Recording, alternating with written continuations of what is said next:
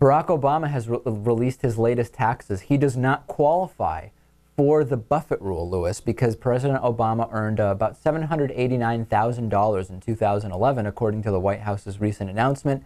This means he wouldn't qualify for the so-called Buffett rule that he has promoted relentlessly. However, I don't think it makes any difference. Conservatives saying he's promoting a rule that wouldn't even affect him. Okay, well, what difference does that make? If it makes sense, then it makes sense. And let's be honest, in 2011, he didn't make over $1 million. However, in 2010, he made $1.7 million. In 2009, he made $5.5 million.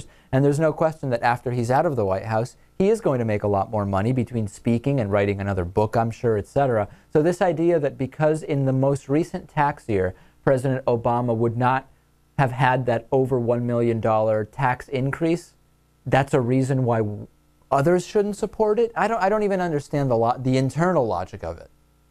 No, it makes absolutely no sense. He's trying to do something that's going to presumably help the economy. Yeah.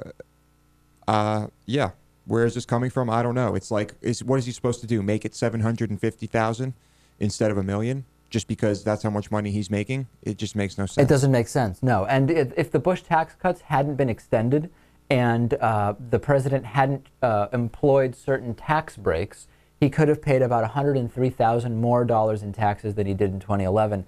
I think really it's a distraction when conservatives start saying, hey, if Obama thinks the rich should pay more taxes, he could pay more. You just go to pay.gov and you pay more. That's a non-argument for me. It's a non-starter because you can't dictate policy in that way, right, Natan? I mean, I think that argument is completely empty. Yeah, it's almost like they're saying he's too poor to be talking about this or making a law about it, even though he's wealthier than most Americans.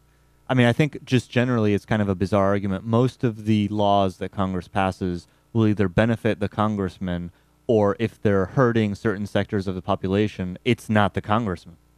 So I don't see, I mean, this is what normally goes on in Congress. They do things that will benefit themselves.